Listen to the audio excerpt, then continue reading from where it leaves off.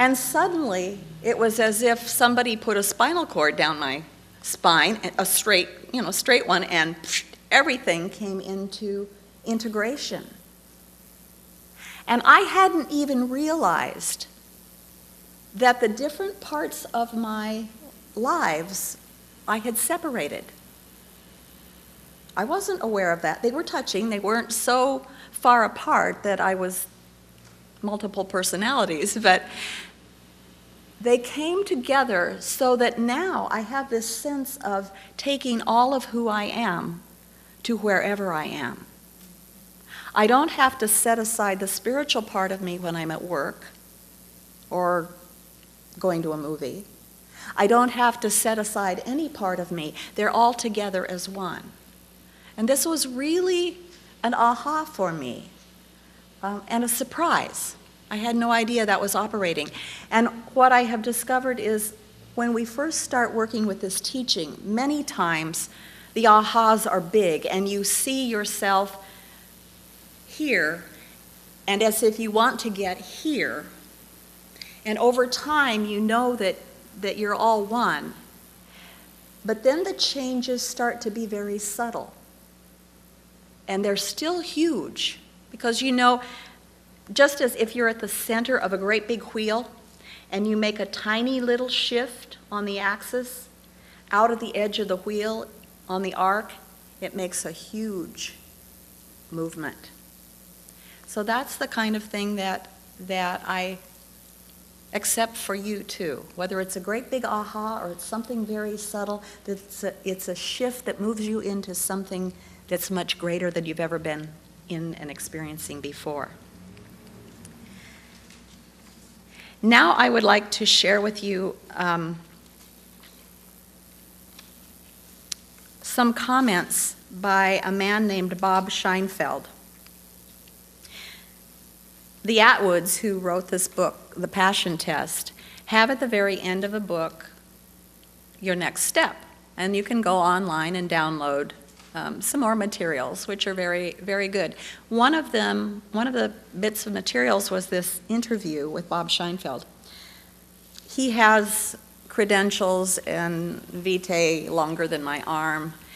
He has had successful businesses and made millions and lost millions and made millions again, and you can look him up. I'm not going to read all the things he's done, but he's also very active in helping people have fun and live more fully.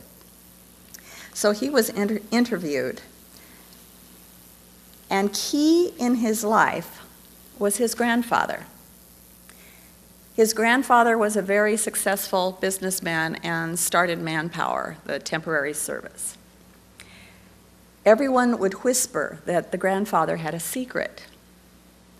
And Bob would ask his grandfather, "What's your secret? What's your secret?" And finally, the grandfather shared with him when he was 11 years old the secret. There is an invisible source of power available to us, and we can tap it.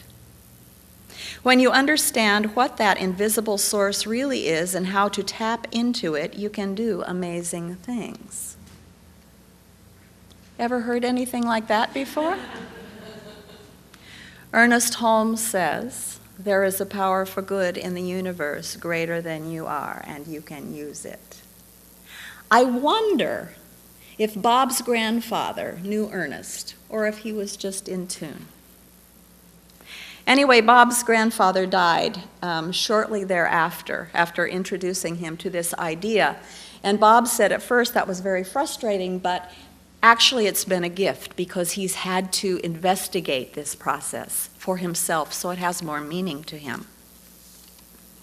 He has combined his own passions of understanding and mapping out this invisible source with the business world, and now with helping people.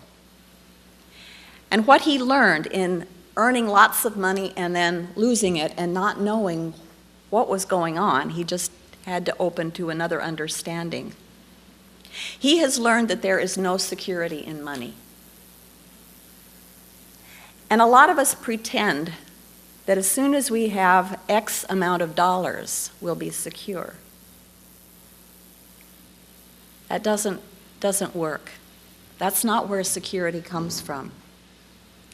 So based on this, he has written a book called Busting Loose from the Money Game.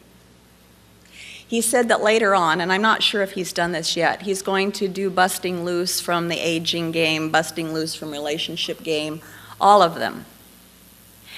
But this idea of busting loose from the money game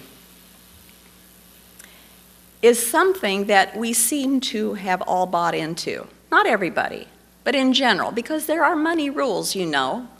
There's not enough to go around. There's only a certain amount of money in the world. Did you know that? We have to get as much as we can and hold on to it. Those kinds of things. Money is outside of us. That's part of the money game, the untruth.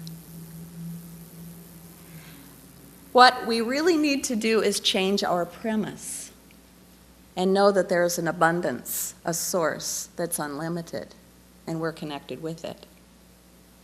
And Bob is saying the same thing. He has a tool he uses that he calls cosmic overdraft protection. And I love it. He is at a place in his life where he so trusts that he is one with abundance that he doesn't balance his checkbook. He just writes checks. He knows that there's always money.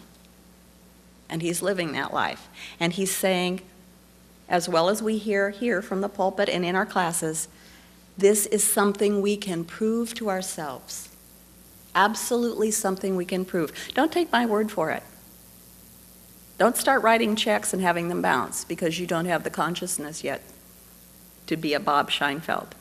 You do have that within yourself, but use that divine wisdom within yourself too, to know it first before you do it. This entire game is played in consciousness. And Bob proposes that there are two phases of life. He says, imagine this, that we are all God beings. And we decide to have an experiment. We decide to play a game. I wonder if we can convince ourselves that we unlimited beings are limited. Can we do that? Let's see.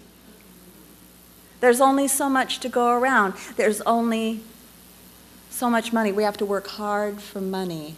Let's see if we convince ourselves of this. Let's trick ourselves into being limited and human.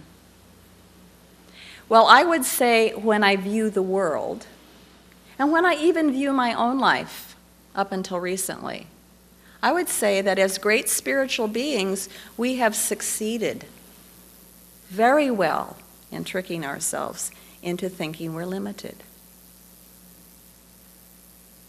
This is an experiment that has worked. That is called phase one, and it is done entirely in consciousness.